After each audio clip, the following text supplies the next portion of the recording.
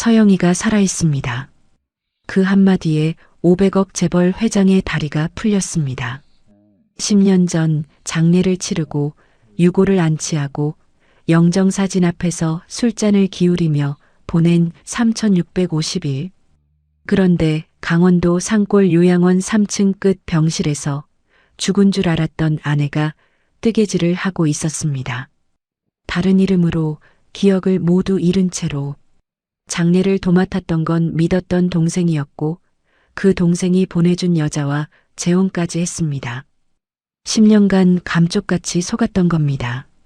그리고 진실을 파헤칠수록 드러나는 건 차마 상상할 수 없었던 배신의 깊이였습니다. 사연 시작하기 전에 구독 눌러주시면 새로운 사연을 매일 받아보실 수 있어요. 오늘의 사연 시작합니다. 성도그룹 창립 30주년 기념 만찬장, 서울 시내 특급 호텔 연회장에 500여 명의 하객이 자리를 채우고 있습니다. 크리스탈 샹들리에 아래로 은은한 조명이 내려앉고 테이블마다 놓인 장미 꽃다발 사이로 와인잔이 부딪히는 소리가 울려 퍼지죠. 무대 위 연단에 선 강태준 회장이 마이크를 잡고 축사를 이어가고 있습니다. 성도그룹이 오늘에 이르기까지 함께해 주신 여러분이 있었기에 가능했습니다.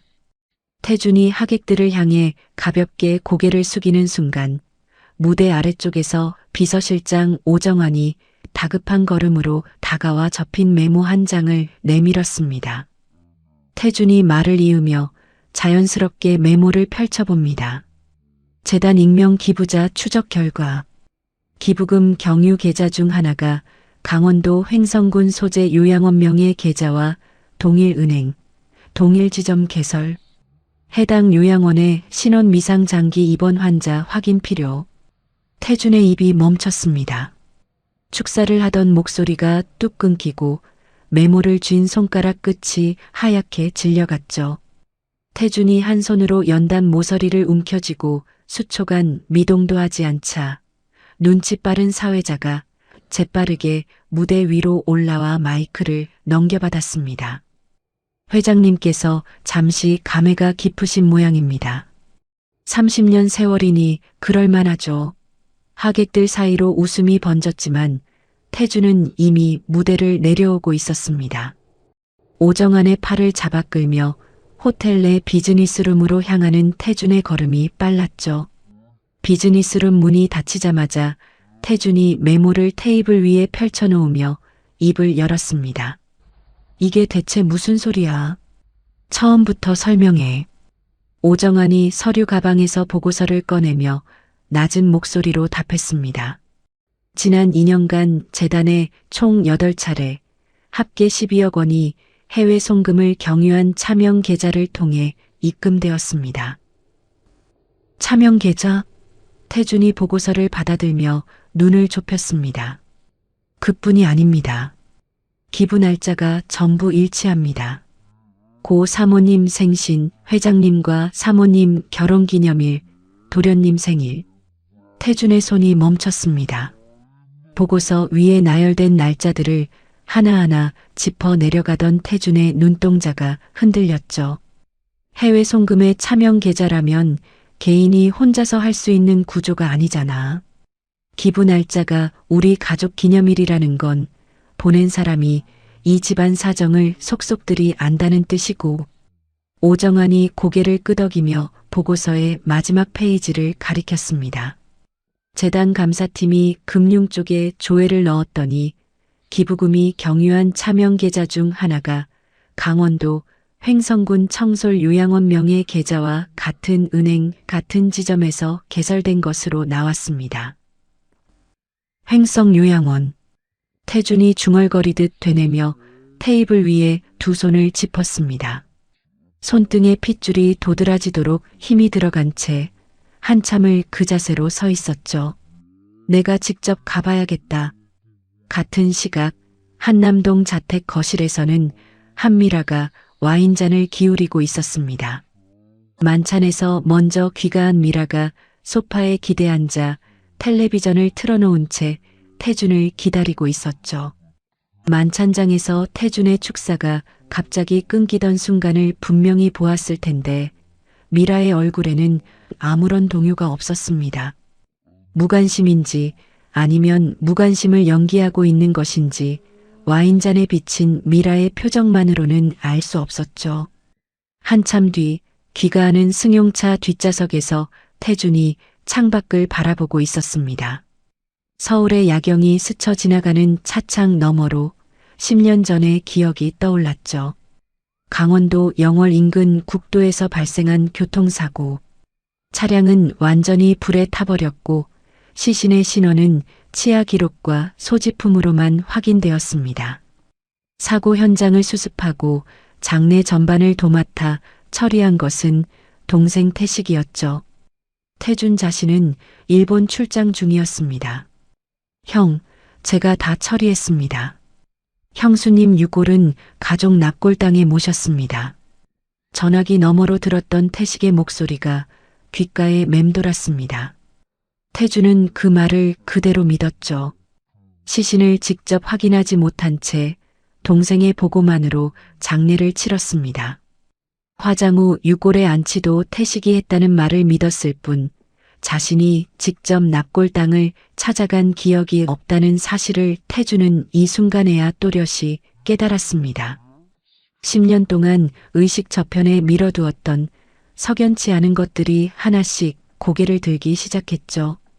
다음 날 이른 아침 태준은 누구에게도 알리지 않고 직접 차를 몰았습니다.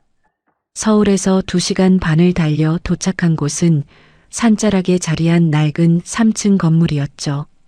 주변에 민가도 드물고 청솔 요양원이라 적힌 간판마저 빛이 발해 있었습니다. 태준은 주차장에 차를 세운 뒤 한참 동안 차 안에 앉아 있었습니다. 이곳에 누가 있는지, 기부금과 무슨 연결이 있는지 생각을 정리한 뒤에야 차 문을 열고 내렸죠. 1층 사무실에서 원장 박순덕을 만난 태준이 입을 열었습니다. 이 요양원에 장기 입원 중인 환자 가운데 이서연이라는 분을 면회하러 왔습니다. 원장의 눈이 눈에 띄게 흔들렸습니다. 그분은 외부 면회가 제한된 분이라서요. 어렵습니다. 태준이 명함을 꺼내 테이블 위에 놓았습니다. 성도그룹 회장 강태준입니다. 원장의 얼굴에서 거절의 표정이 사라지고 그 자리에 공포가 번졌습니다. 단순히 규정을 지키는 사람의 반응이 아니었죠. 누군가로부터 단단히 지시를 받은 사람이 그 지시 바깥의 상황과 마주쳤을 때 드러나는 두려움이었습니다. 원장님, 안내해 주십시오. 태준의 목소리가 낮고 단단하게 깔렸습니다. 원장은 떨리는 손으로 열쇠 뭉치를 집어들고 엘리베이터 대신 계단을 골라 3층으로 올라갔죠. 3층 복도 끝 마지막 병실. 원장이 문을 열자 창가에서 뜨개질을 하던 여성이 고개를 돌렸습니다. 태준의 다리에서 힘이 빠졌습니다. 문틀을 붙잡고 겨우 몸을 지탱했죠. 흰 머리카락이 섞이고 볼이 깊게 패여 있었습니다. 하지만 왼쪽 귀 아래 작은 점까지 분명했습니다. 10년간 영정사진으로만 보아왔던 바로 그 얼굴이었죠. 윤서영이었습니다.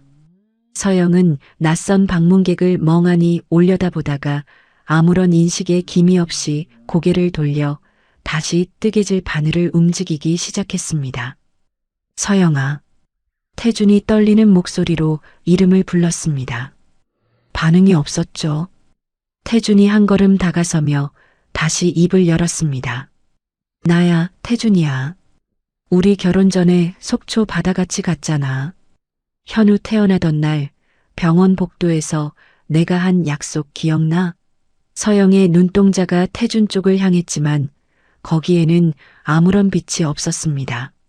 남편의 이름도 속초의 바다도 아들이 태어나던 날의 약속도 서영의 기억 어디에도 닿지 못했죠. 원장이 낮은 목소리로 말을 꺼냈습니다. 이분은 10년 전에 심한 머리 부상을 입은 상태로 오셨어요. 그 이전 기억을 전부 잃으셨습니다. 입원할 때 이서연이라는 이름의 신분증과 보험증이 함께 왔고 매달 생활비가 이름 없이 들어왔어요. 태준이 원장을 돌아보며 물었습니다. 보호자는요? 서류에 이름은 있는데 실제로 한 번도 오신 적이 없어요. 누군가가 가짜 신분을 만들어 이 사람을 여기에 가두어 놓았다는 뜻이었습니다. 10년 동안 태준이 서류 원본과 보호자 연락처, 송금 기록 일체를 요구했지만 원장은 고개를 저었습니다. 개인정보 보호 때문에 보호자 동의 없이는 보여드릴 수가 없습니다. 법적 절차를 밟겠습니다. 태준의 말에 원장의 얼굴이 하얗게 질렸습니다. 입술을 달싹이다가 결국 작은 목소리로 말을 흘렸죠. 처음에 이분을 데려온 건 남자 2명이었어요. 그중 1명이 절대 바깥에 알리지 말라고 했고요. 매달 요양비 300만 원 외에 따로 관리비라는 이름으로 200만 원이 입금되고 있습니다. 그 말을 마지막으로 원장은 입을 굳게 다물었습니다. 태준이 병실을 나서기 전 마지막으로 서영을 돌아보았습니다.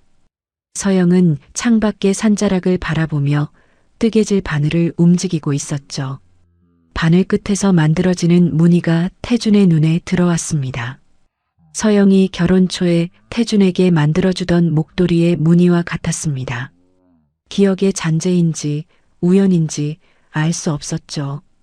태준은 무거운 발걸음으로 병실을 빠져나왔습니다. 서울로 돌아오는 차 안에서 태준의 머릿속에 10년 전의 조각들이 하나씩 떠올랐습니다. 사고 현장을 수습하고 장례를 도맡았던 동생 태식. 장례가 끝난 직후 태식이 보내온 사람 한미라. 형이 힘들어하시니까 제 비서 중에 유능한 사람을 보내드릴게요. 미라는 7년간 비서로 일하며 점차 태준과 가까워졌고 3년 전 재혼에 이르렀죠. 태식이 미라를 자신의 곁에 배치한 것이 순수한 호의였는지 아니면 다른 목적이었는지를 태준은 이제야 처음으로 의심하기 시작했습니다. 동시에 또 하나의 생각이 태준의 머릿속을 스쳤습니다. 기부금을 보낸 사람이 서영일 수는 없었죠. 기억을 잃은 사람이 재단의 존재를 알고 12억이라는 돈을 마련해서 가족 기념일에 맞춰 보낼 수는 없는 일이었습니다. 서영이 살아있다는 것을 알면서 동시에 가족 기념일을 기억하는 제3의 인물이 있다는 뜻이었죠. 그 시각 성도그룹 본사 부회장실 강태식이 의자에 앉아 보고를 받고 있었습니다. 법무팀 고문 변호사 최진수가 서류를 내밀며 입을 열었죠. 회장님이 오늘 새벽 강원도 횡성 방면으로 이동하신 차량 기록이 확인됐습니다. 태식의 얼굴이 순간적으로 굳었습니다. 하지만 1초도 되지 않아 평소의 온화한 미소가 돌아왔죠. 형이 무슨 일로 거기까지 갔을까? 좀 더 알아봐. 최진수가 고개를 숙이고 나간 뒤 혼자 남은 태식이 책상 위에 볼펜을 움켜쥐었습니다. 볼펜이 부러질 듯 힘이 들어간 채 태식은 창밖을 응시했죠. 그날 저녁 한남동 자택 거실. 미라가 와인을 따르며 만찬 후기를 이야기하고 있었습니다. 재단 기부금 건은 내가 직접 처리하겠다. 태준이 아무 내색 없이 말했죠. 미라가 잔을 내려놓으며 미소를 띤 채 물었습니다. 무슨 기부금이에요? 그런 건 비서실에서 알아서 할 일 아닌가요? 태준은 대답하지 않았습니다. 미라의 시선을 피하지도 마주하지도 않은 채 서재로 들어가 문을 닫았죠. 서재 책상 서랍 깊숙이 넣어두었던 사진 한. 횡성을 다녀온 지 사흘째 되는 날, 태준은 강남의 한 오피스텔 사무실에 앉아 있었습니다. 성도그룹과는 아무런 연결고리가 없는 외부 인맥을 통해 소개받은 곳이었죠. 사설조사업체 대표 한동철이 맞은편에서 서류 봉투를 열며 입을 열었습니다. 의뢰하신 내용 정리해 보겠습니다. 10년 전 교통사고 관련 경찰 기록, 부검 보고서, 사고 차량 폐차 기록, 요양원 이서연의 주민등록 발급 내역, 장례 후 화장과 유골 안치 기록 전부 맞습니까? 태준이 고개를 끄덕였습니다. 전부 다 극비로 처리해야 합니다. 그룹 안팎 어디에도 세면 안 됩니다. 한동철이 볼펜을 돌리며 태준의 눈을 똑바로 바라보았죠. 전직 광역수사대에서 15년 일했습니다. 세는 건 걱정 안 하셔도 됩니다. 일주일 뒤 한동철의 1차 보고서가 도착했습니다. 태준이 서재 문을 잠그고 보고서를 펼쳤죠. 한동철이 전화기 너머로 핵심을 짚어나갔습니다. 4가지가 걸립니다. 첫째, 당시 부검을 맡았던 국과수 법의관 송재학이 사건 끝나자마자 조기 퇴직했습니다. 지금 경기도 외곽에서 개인 병원을 하고 있어요.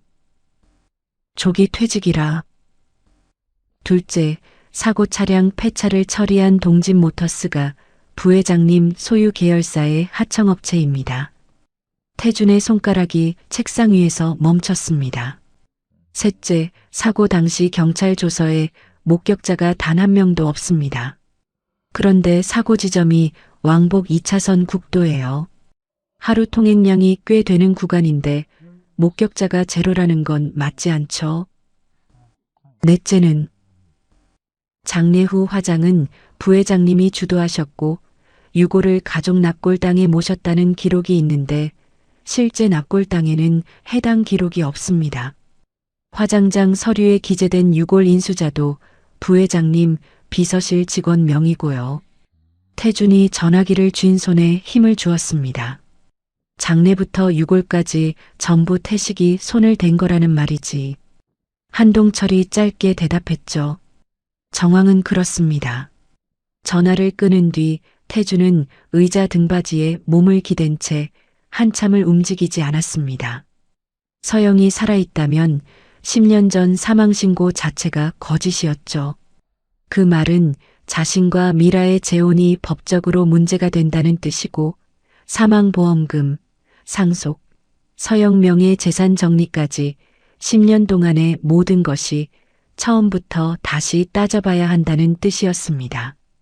태준은 성급하게 움직이는 대신 증거를 충분히 모은 뒤 한꺼번에 공개하는 쪽을 택했죠. 하지만 아들에게만은 미룰 수 없었습니다. 다음 날 태준이 현우를 본사 회장실로 불러 문을 걸어 잠갔습니다. 현우야, 앉아라. 현우가 아버지의 표정을 살피며 소파에 앉았죠. 내 어머니가 살아계신다. 현우의 눈이 크게 떠졌습니다. 아버지, 지금 무슨 말씀을 하시는 겁니까? 과로 때문에 이러시는 거 아닙니까? 요즘 일정이 너무 많으셔서. 태준이 말없이 휴대전화를 꺼내 사진 한 장을 보여주었습니다. 횡성 요양원에서 촬영한 서영의 모습이었죠. 사진을 받아든 현우의 얼굴에서 핏기가 빠져나갔습니다. 사진을 든 손이 가늘게 떨리기 시작했고 한참이 지나서야 입술 사이로 말이 새어나왔습니다. 왜 10년 동안 아무도 몰랐습니까? 태준이 아들의 어깨를 잡았습니다. 아직 확인할 게 많다. 지금은 감정을 앞세우면 안 된다. 하지만 현우는 아버지의 만류를 듣지 않았죠. 다음 날 곧바로 횡성 청솔 요양원으로 차를 몰았습니다. 3층 끝 병실, 서영이 창가에 앉아 있었습니다. 현우가 문 앞에 서서 어머니를 바라보았죠. 서영이 고개를 돌려 현우를 올려다봤지만 눈동자에 어떤 인식의 빛도 없었습니다. 현우가 떨리는 목소리로 어린 시절 서영이 잠자리에서 불러주던 노래를 흥얼거리기 시작했습니다. 서영의 눈동자가 잠깐 흔들렸죠. 하지만 거기까지였습니다. 흔들림은 기억으로 이어지지 못한 채 사라졌고 서영은 다시 창밖으로 시선을 돌렸습니다. 면회를 마친 현우가 요양원 복도 끝 비상계단에 서서 벽에 이마를 대고 한참을 움직이지 않았습니다.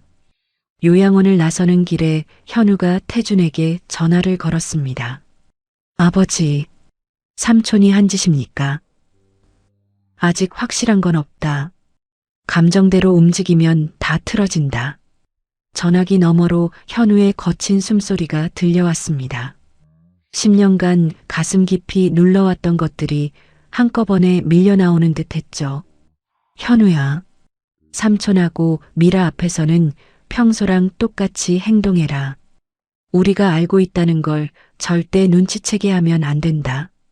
현우가 한참 만에 대답했습니다. 알겠습니다. 같은 시각 태식은 이미 움직이고 있었습니다. 최진수 변호사가 법조계 인맥을 통해 한동철의 최근 행적을 파악한 것이죠. 회장님이 외부 사설 조사 업체에 의뢰를 넣은 것 같습니다. 태식이 전화기를 귀에 댄 채 창밖을 바라보며 입을 열었습니다. 정만호한테 연락해. 당장 동남아로 나가라고 해. 여권, 비행기표, 체류비 전부 보내줘. 전화를 끊고 곧바로 다른 번호를 눌렀죠. 박 원장. 강태준이 다시 그쪽에 나타나면 시간하고 누구랑 왔는지 바로 알려. 그날 저녁 한남동 자택 현관에서 현우와 미라가 마주쳤습니다. 어머, 현우 씨. 오늘 어디 다녀왔어요? 얼굴이 안 좋네. 미라가 가볍게 물었죠. 현우가 미라의 눈을 똑바로 보며 대답했습니다. 어머니 산소에 다녀왔습니다. 오랜만에요. 산소라는 단어가 나오는 순간 미라의 눈가에 안도가 스치듯 지나갔습니다. 그리고 곧바로 걱정하는 표정이 돌아왔죠. 현우는 그 미세한 변화를 놓치지 않았습니다. 다음 날 오전 성도그룹 정기 이사회. 태준이 자리에서 일어나 발언했습니다.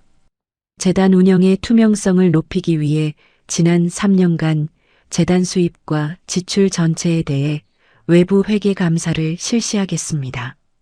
가장 먼저 반대하고 나선 사람은 태식이었죠. 형, 지금 상장사 실적 시즌인데 재단 감사까지 하면 시장에 괜한 오해를 줄 수 있습니다. 태준이 태식을 바라보며 답했습니다. 내가 세운 재단이다. 내 책임 하에 진행한다. 이사회 좌중의 사회이사들이 두 형제 사이에 흐르는 보이지 않는 긴장감을 감지하며 서로 시선을 교환했습니다. 재단 감사가 시작되자 태준이 직접 지명한 재무팀 과장 이수진이 익명 기부금 12억 원의 돈줄기를 파고들었죠. 기부금의 출발지는 미국 로스앤젤레스 소재 은행이었습니다. 거기서 홍콩 계좌를 거쳐 한국 내 차명 계좌로 들어온 뒤 재단에 입금되는 구조였죠.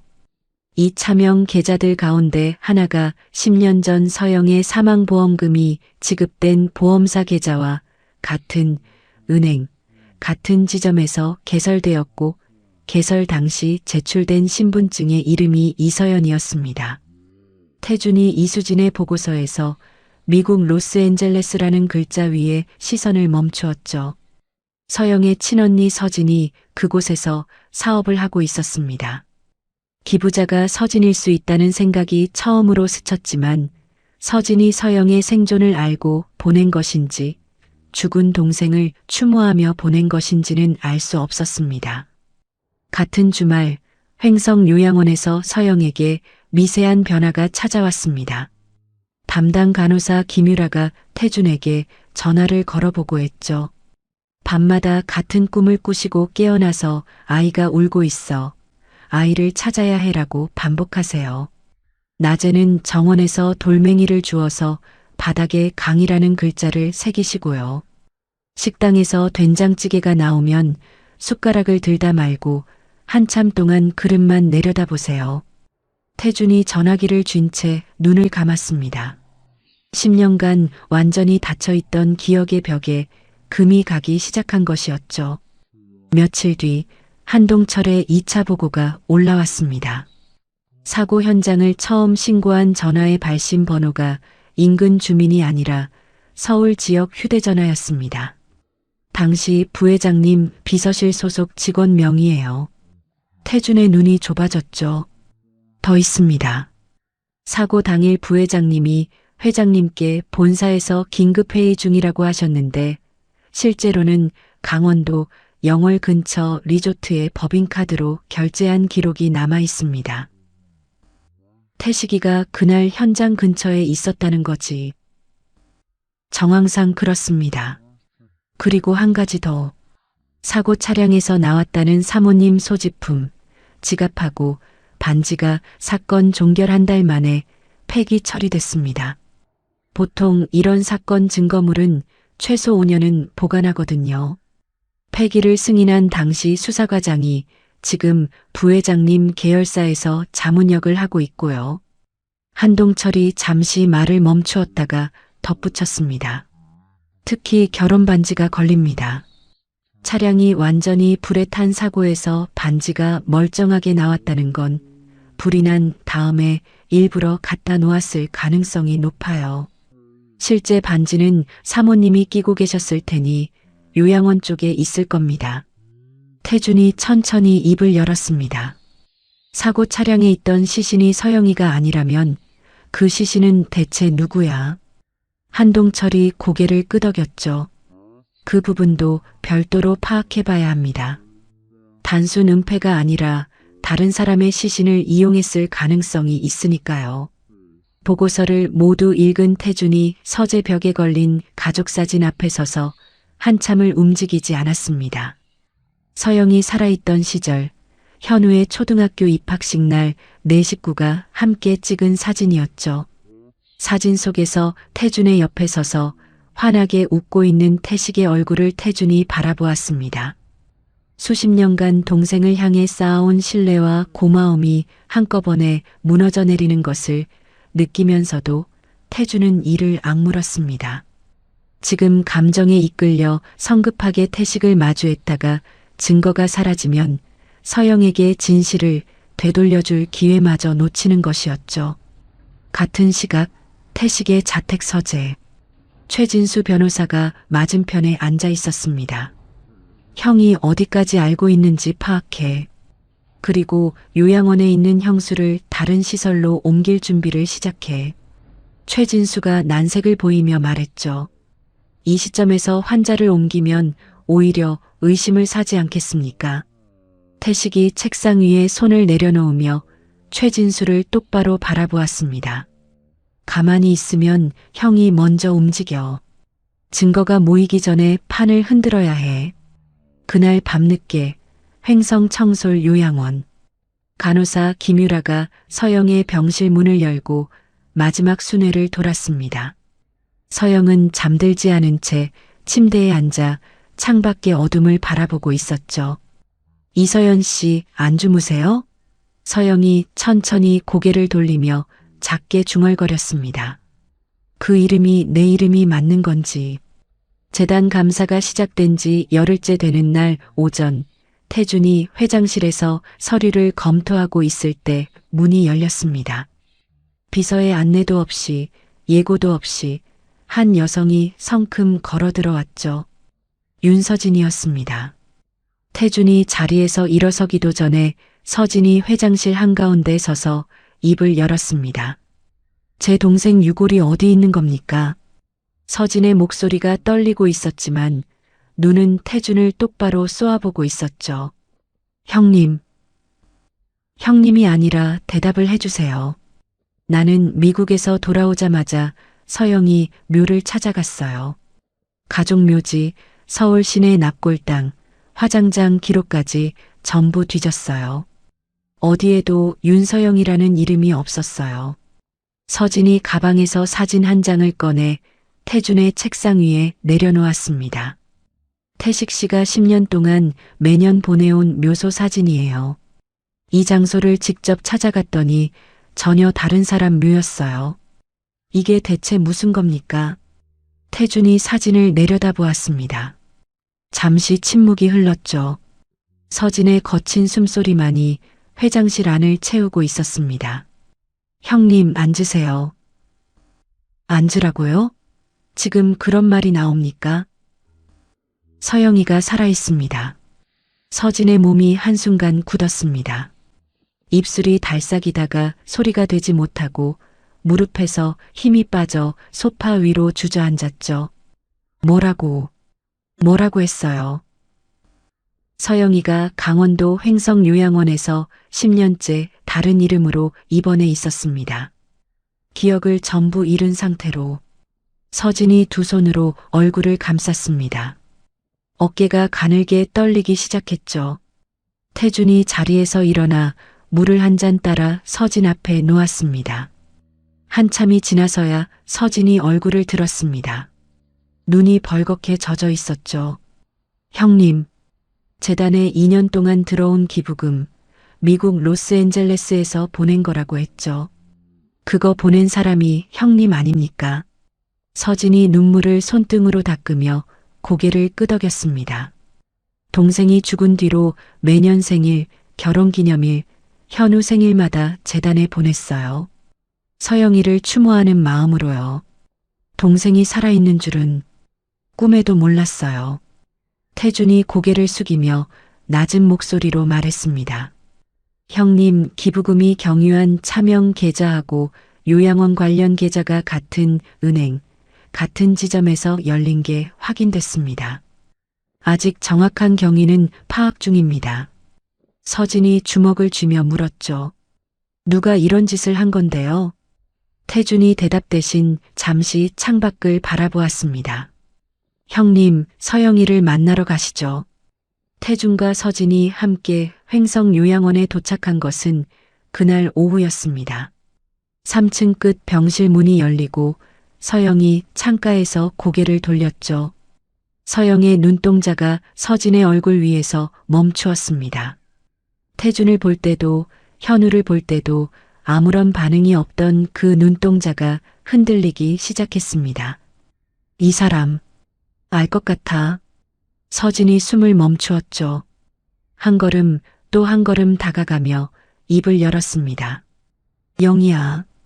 어린 시절 자매만 쓰던 별명이었습니다. 서영의 눈에서 눈물이 흘러내렸죠. 입술이 떨리면서 작은 소리가 새어나왔습니다. 언니. 서진이 그 자리에서 동생을 끌어안았습니다. 서진의 울음소리가 병실 안을 가득 채웠죠. 서영은 왜 이 사람만 알아보는지 자신도 이해하지 못한 채 서진의 손을 놓지 않았습니다. 서진이 눈물을 삼키며 태준을 돌아보았습니다. 나는 여기 남을게요. 서영이 곁에서 기억을 되찾을 수 있게 도울게요.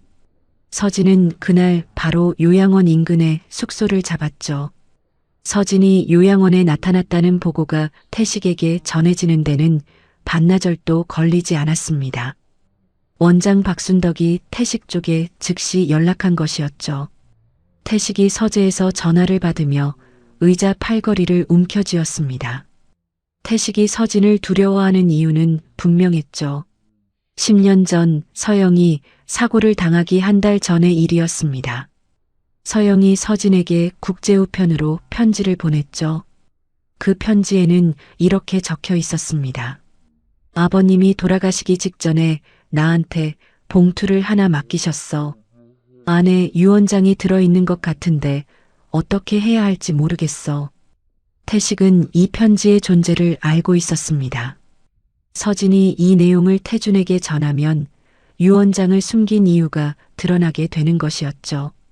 서영은 유언장의 존재와 내용을 이미 알고 있었습니다. 언니에게 편지까지 보낸 상태였죠.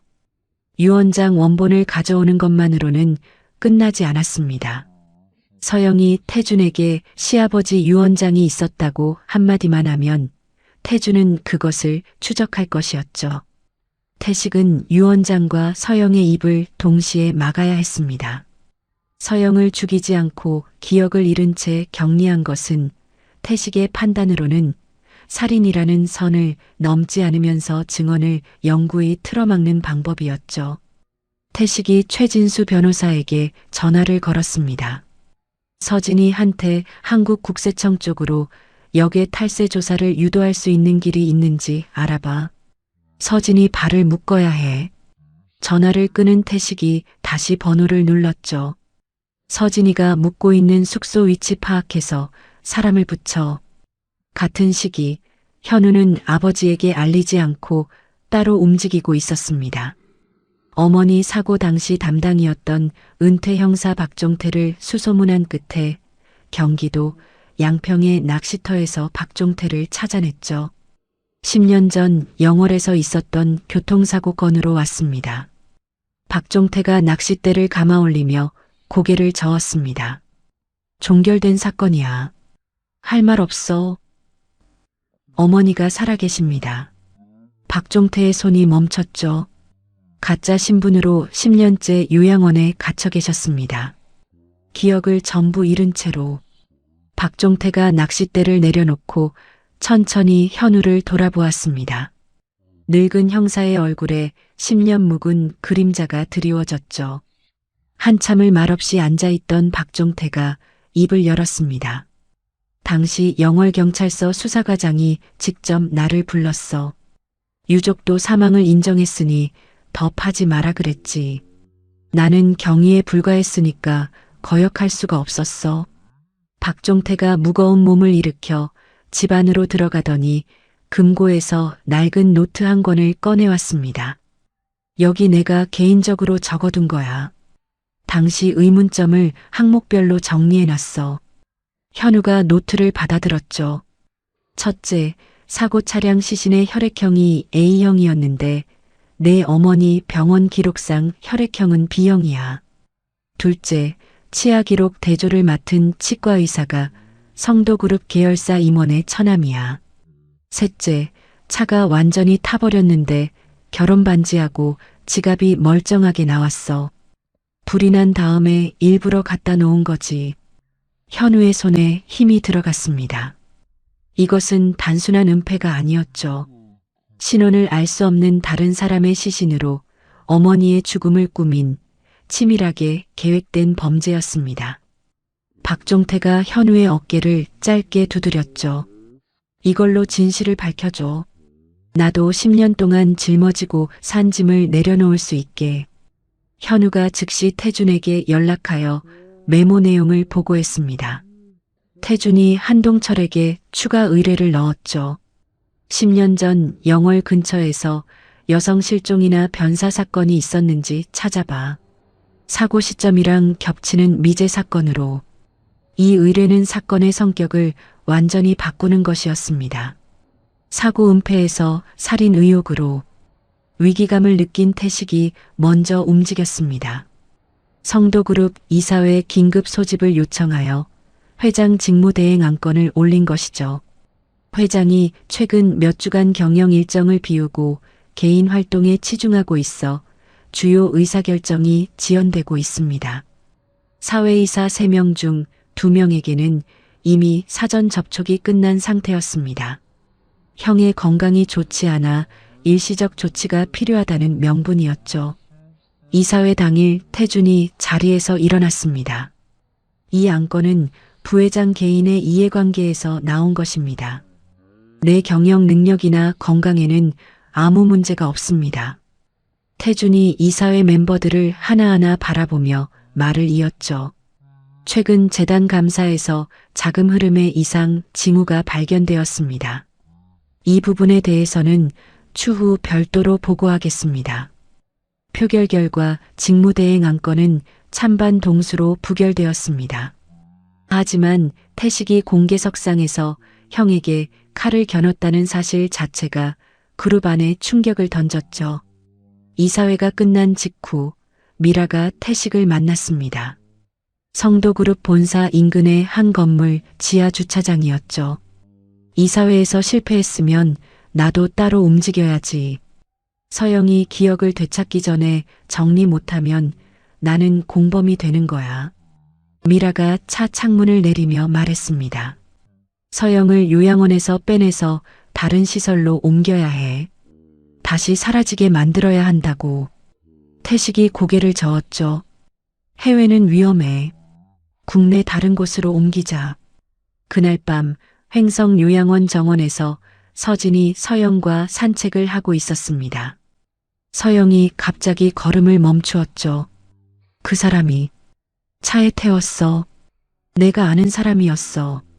서류를 가지고 오라고 했어. 서진이 숨을 죽이며 물었습니다.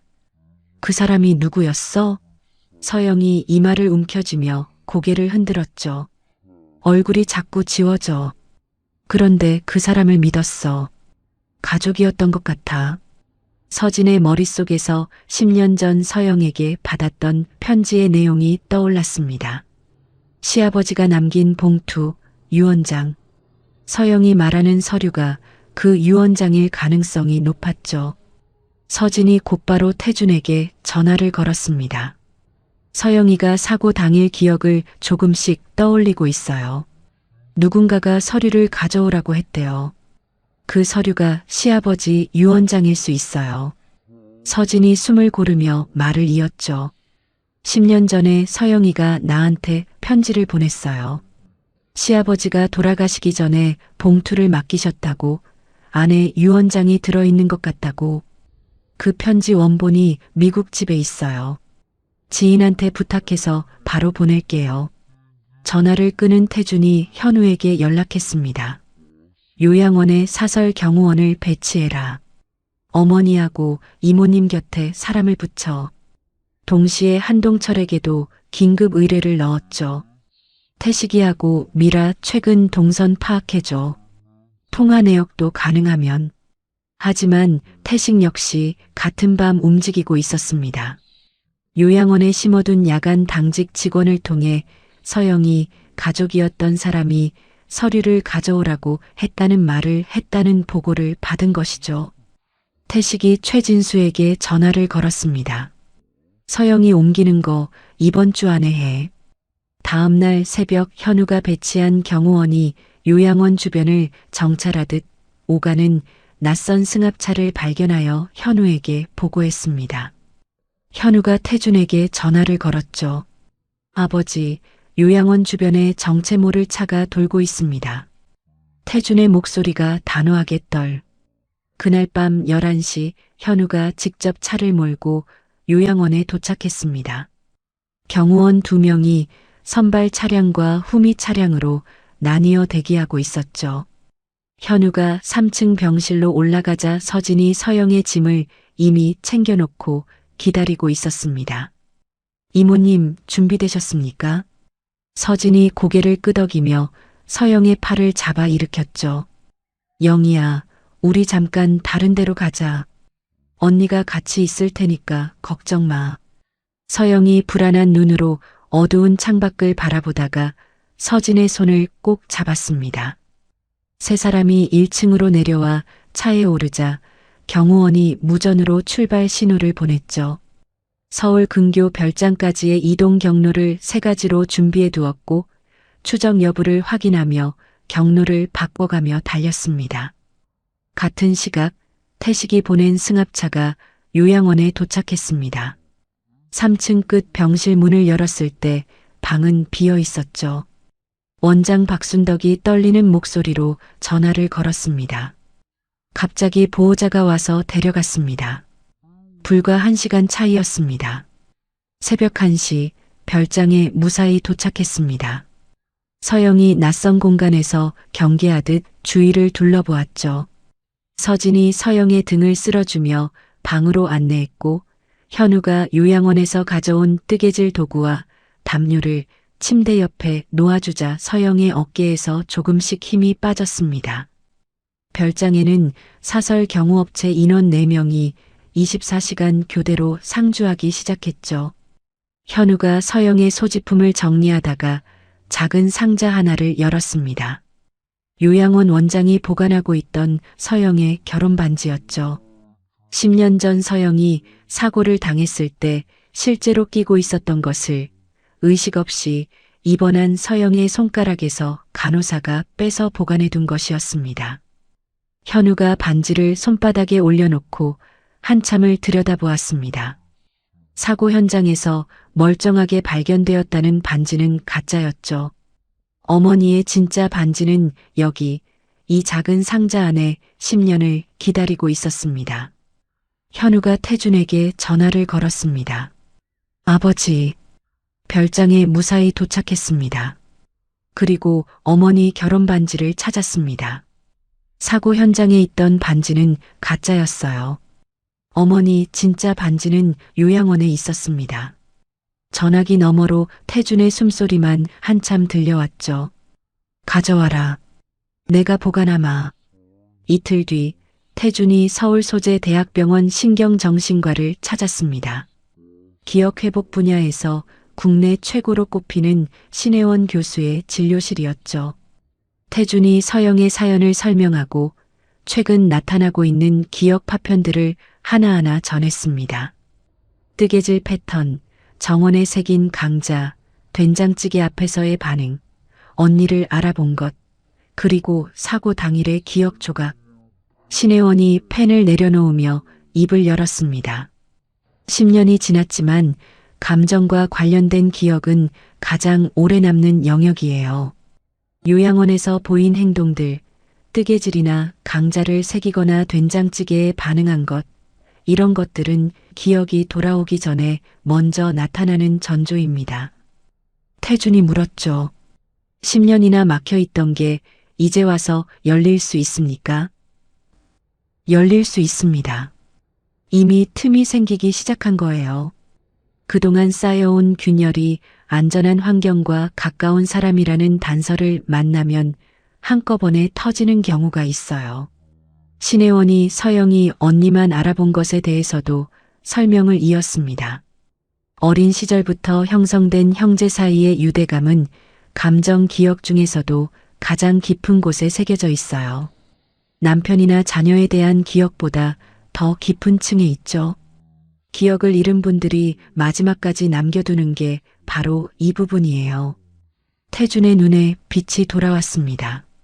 그 말씀은 서영이 기억이 살아있다는 뜻입니까?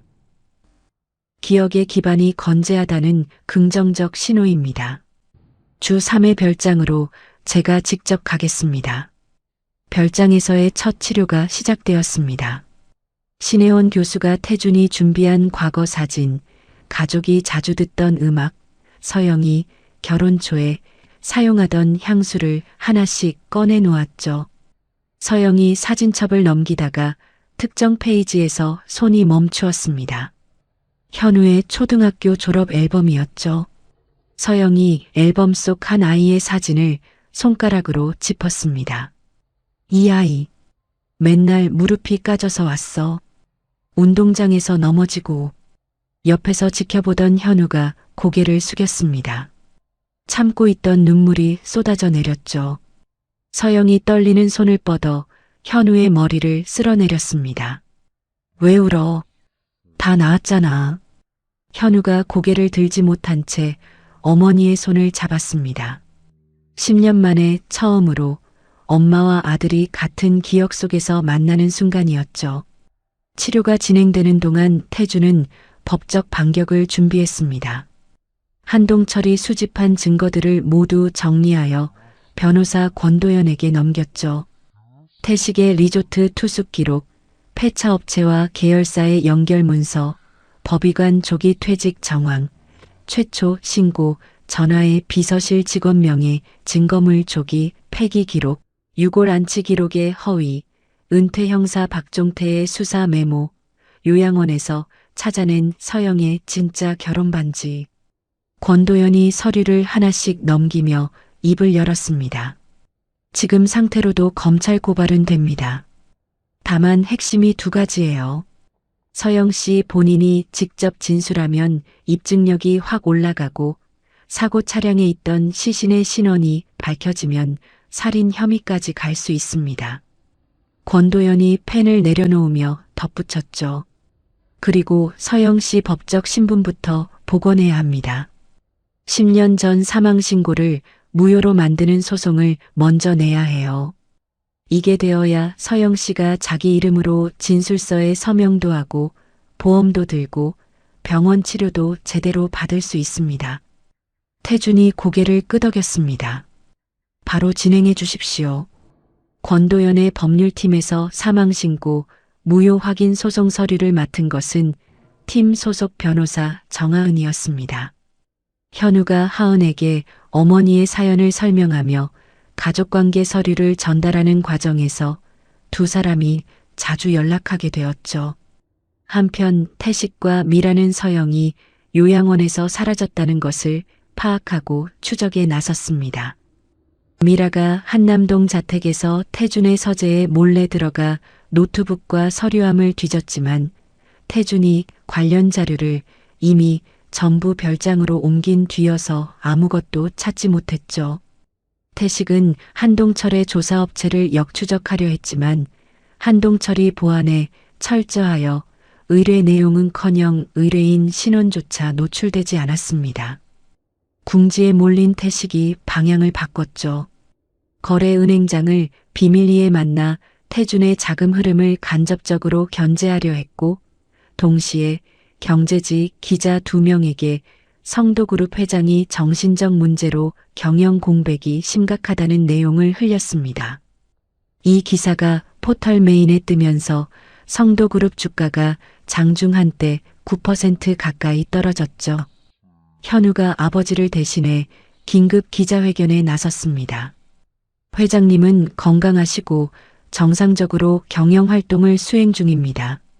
출처 불명의 악의적 소문에 대해서는 유포자를 특정하여 법적 대응에 나서겠습니다. 현우가 이번 분기 실적 전망과 신규 사업 계획을 직접 발표했죠. 회견이 방송을 타면서 주가는 당일 종가 기준으로 낙폭의 절반 이상을 회복했습니다. 기자회견을 마치고 별장으로 돌아온 현우에게 태준이 말했습니다. 고생했다. 현우가 넥타이를 풀며 대답했죠. 삼촌이 기사를 흘렸다는 건 그쪽도 조급하다는 뜻입니다. 증거를 공개하기 전에 삼촌 쪽이 먼저 흔들릴 수 있습니다. 태준이 아들의 얼굴을 한참 바라보았습니다.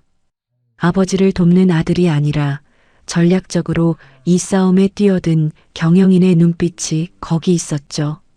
별장에서의 치료가 2주째에 접어들면서 서영의 기억이 빠르게 돌아오기 시작했습니다. 신혜원 교수가 태준에게 설명했죠. 10년간 기억이 완전히 없어진 게 아니라 길이 막혀 있던 겁니다. 요양원에서 무의식적으로 보인 행동들이 이미 회복의 바탕이었고 지금 안전한 곳에서 가족과 함께 있다는 게 열쇠가 되고 있는 거예요. 그 무렵 서영이 사고 당일의 기억을 떠올리며 입을 열었습니다. 그 사람이 서류를 달라고 했어. 아버님이 남긴 서류. 선대 회장의 유언장이 사고의 직접적 원인이었다는 것이 서영 본인의 기억을 통해 처음 확인되는 순간이었죠. 같은 시기 한동철의 조사팀이 10년 전 영월 인근의 미제 사건을 뒤져 단서를 찾아냈습니다. 사고 발생 이틀 전 제천시에서 혼자 사는 여성 김말순, 당시 58세가 실종 신고되었으나 끝내 발견되지 않은 사건이었죠. 김말순의 체격과 나이대가 서영과 비슷했고 이 사건 역시 수사가 일찍 종결되었습니다. 권도연이 분석을 덧붙였죠. 사고 차량의 시신이 이 사람이었을 가능성이 있습니다. 다만 유족을 찾아서 유전자 비교의 동의를 받아야 하니 시간이 걸립니다. 별장에서의 치료 3주차, 어느 오후였습니다.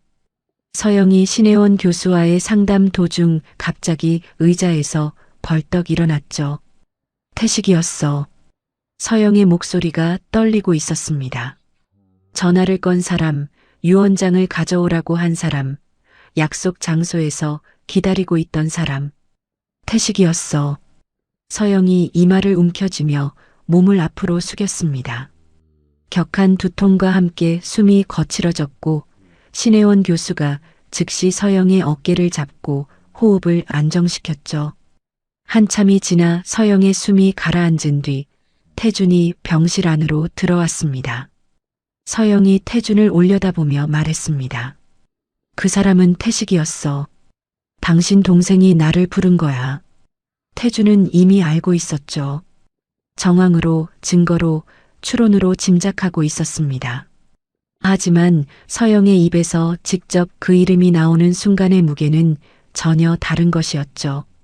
태준이 서영의 손을 잡은 채 한참 아무 말도 하지 못했습니다. 이제 다 끝낼 수 있다. 태준의 낮은 목소리가 병실 안을 가득 채웠죠. 권도연 변호사가 서영의 진술을 녹화하고 영상 기록으로 남겼습니다.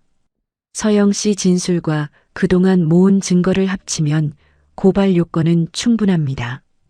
제천 실종 사건은 수사기관에 맡기고 지금 있는 증거만으로 먼저 고발장을 넣는 게 유리합니다. 태준이 고개를 끄덕였죠. 다음 주 월요일에 넣겠습니다. 같은 시기 권도연 변호사팀의 정하은이 진행한 서영의 사망신고 무효 확인 소송에서 첫 심리가 열렸습니다. 법원은 서영의 생존을 확인할 수 있는 자료들, 신혜원 교수의 소견서, 요양원 입원 기록, 태준의 면회 확인서를 근거로 사망신고 무효를 인정하는 결정을 내렸죠. 서영은 법적으로 윤서영이라는 이름과 신분을 되찾았습니다.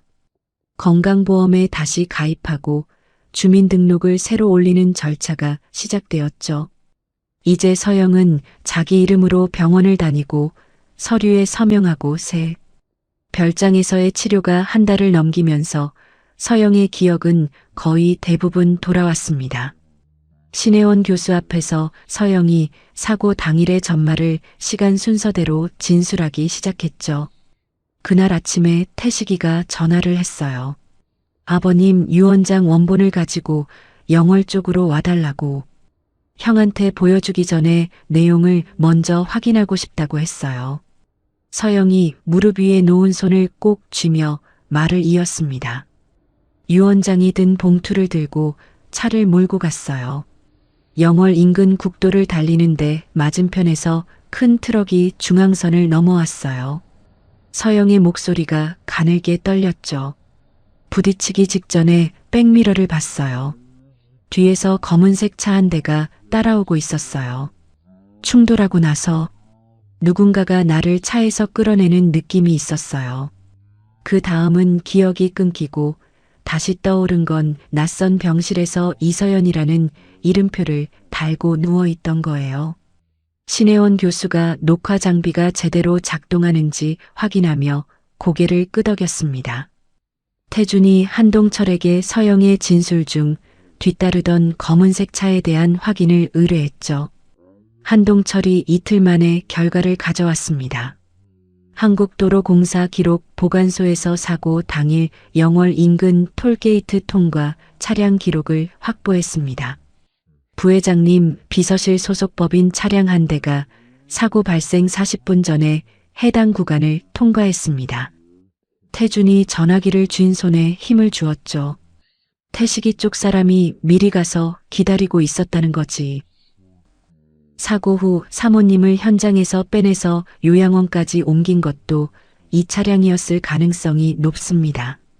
한동철이 보고를 이어갔습니다. 사망보험금도 추적했습니다.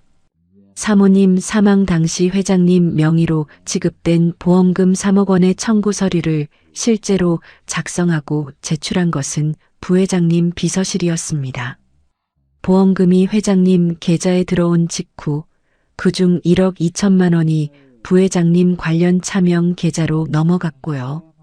요양원 관리비, 원장한테 준 입마금 돈, 가짜 신분증 만드는 데 쓴 정황이 확인됩니다. 태준이 눈을 감았습니다. 내 이름으로 나온 보험금으로 내 아내를 가두는 데 썼다. 태준의 턱에 힘이 들어갔죠. 태준이 권도연 변호사 사무실에 앉아 고발장 최종본을 검토했습니다. 서영의 녹화 진술서, 한동철이 수집한 모든 증거, 그리고 서진이 미국에서 공수한 서영의 편지 원본까지 하나로 묶은 것이었죠. 권도연이 고발장 표지를 넘기며 말했습니다.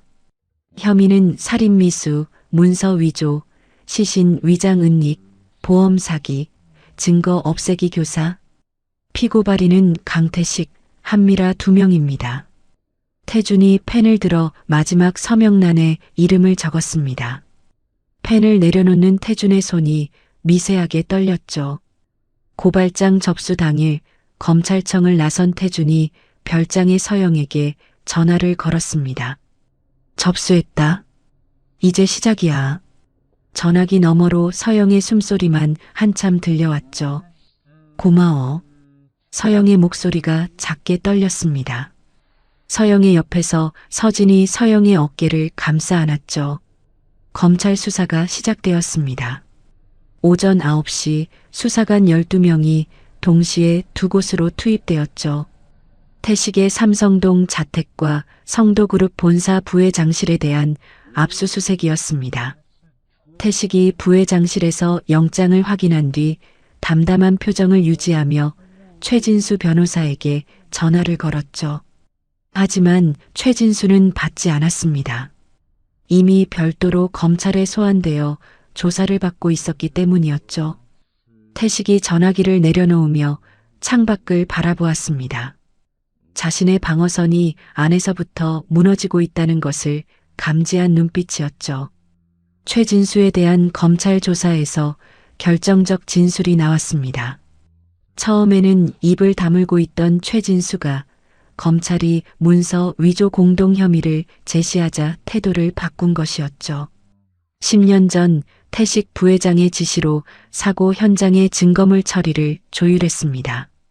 부검을 맡았던 법의관 송재학에게 조기 퇴직 대가로 5억을 줬고 영월경찰서 수사과장에게 수사를 빨리 끝내달라고 요청한 것도 접니다. 장례 후 화장하고 유골 기록을 거짓으로 만든 것도 제 지시를 받은 비서실 직원이 했습니다. 같은 날 오후 한남동 자택에서 한미라가 검찰 소환장을 받았습니다. 미라가 드레스룸 안쪽 숨겨둔 금고를 열었죠. 안에서 문서 한 뭉치를 꺼냈습니다. 태식이 미라에게 보낸 업무 지시 메모, 요양원월 송금 지시서, 이서연 신분증을 만들 때 쓴 사진 원본, 태식과 미라가 서영의 처리 방안을 논의한 자필 메모 사본. 미라가 파쇄기 앞에 섰습니다. 서류를 투입구에 가져다 대었다가 멈추었죠. 한참을 서 있던 미라가 서류를 서류 가방에 담아 현관으로 향했습니다. 검찰에서 미라가 입을 열었죠. 모든 기획과 지시는 태식 부회장한테서 나왔습니다. 나는 당시 비서로서 윗사람 지시를 따른 것이고 재혼도 태식 부회장이 제안한 거예요. 회장님 동향을 살피라는 목적이 있었습니다. 미라가 가져온 문서를 증거로 제출했습니다. 그 중에서 가장 결정적인 것은 태식의 자필 메모였죠. 서영, 이서연으로 전환 후 횡성시설 배치, 월 관리비 200 유지, 기억회복 징후 시 즉시 보고. 태식의 필체로 적힌 이 메모는 이후 필적 감정을 통해 태식의 친필로 확인되었습니다. 구속영장 심사를 앞두고 태식이 접견실에서 태준을 만났죠. 유리 칸막이 너머로 두 형제가 마주 앉았습니다. 태식이 10년간 유지해온 온화한 표정을 벗어던졌습니다. 형은 아버지한테 회사도 이름도 서영이까지 전부 다 받았잖아. 나는 같은 아버지한테서 태어났는데 서자라는 이유로 아무것도 아니었어. 유 원장마저 형 쪽 손주한테 간다는 걸 알았을 때 나는 존재 자체를 부정당한 거야. 태준이 태식을 바라보며 입을 열었습니다. 유 원장이 문제였으면 나한테 말하면 됐잖아. 왜 서영이를 건드렸냐? 태준의 목소리가 낮게 깔렸죠.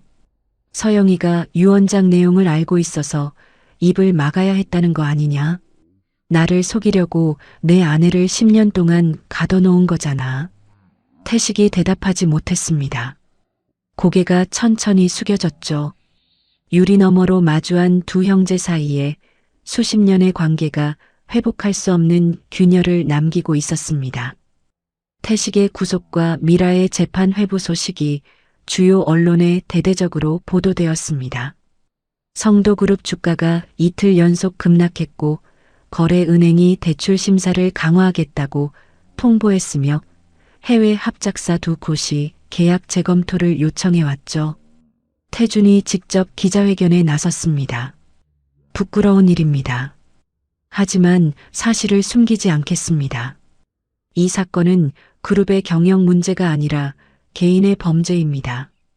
피해자인 아내와 가족에게 10년간의 시간을 돌려주는 것이 최우선입니다. 태준이 그룹의 지배구조 개선안과 윤리 경영 강화 방안을 구체적으로 발표했죠. 현우가 실무를 맡아 주요 거래처 대표들을 개별 면담하고 기관 투자자 설명회를 열고 사내 임직원 대상 간담회를 직접 이끌면서 시장은 일주일 안에 안정을 되찾기 시작했습니다. 검찰 수사 과정에서 태식의 금융 기록을 분석하던 중 동남아 캄보디아로의 정기 해외 송금이 발견되었죠. 태식이 해외로 빼돌린 전직 운전기사 정만호의 체류비였습니다. 검찰이 이 송금 기록을 근거로 정만호의 소재지를 특정하여 국제 공조 절차에 들어갔죠. 법적 절차가 진행되는 사이 서영은 별장에서 서울 도심의 아파트로 옮겼습니다. 태준이 서영을 위해 따로 마련한 한남동 인근의 새 거처였죠. 사망신고, 무효 결정에 따라 주민등록과 건강보험이 다시 살아나면서 서영은 윤서영이라는 자기 이름으로 병원에 다니고 은행에 갈 수 있게 되었습니다. 서진 언니와 함께 10년 만에 미용실에 가서 머리를 자르고 시장을 걸으며 채소를 고르는 평범한 일상이 돌아오기 시작했죠. 서진이 서영이 요양원에서 만든 목도리와 모자를 보고 웃으며 말했습니다. 이거 팔아도 되겠다. 서영이 뜨개질 바구니를 내려다보며 대답했죠. 요양원에서 매일 이것만 했으니까. 10년의 공백이 완전한 상실만은 아니었습니다. 그 시간 동안에도 서영의 손끝은 무언가를 만들어 오고 있었죠. 주말마다 현우가 어머니를 찾아와 함께 식사를 하는 것이 자리를 잡았습니다. 어느 주말 서영이 직접 된장찌개를 끓여 현우 앞에 내놓았죠. 이 맛이 맞아? 현우가 숟가락을 떠서 한 입 먹고 고개를 끄덕였습니다. 맞아요. 이 맛이에요. 어느 주말 오후 태준이 서영의 아파트를 찾아왔습니다. 계절꽃 다발을 건네며 입을 열었죠. 제대로 된 사과도 인사도 못했다. 서영이 꽃을 받으며 태준을 바라보았습니다. 당신 잘못이 아니야. 우리 모두 속은 거야. 당신도 10년 동안 아내를 잃은 사람이었잖아. 두 사람이 거실 소파에 나란히 앉아 창밖의 노을을 바라보았죠. 저녁에 현우까지 합류하여 셋이서 함께 밥을 먹었습니다.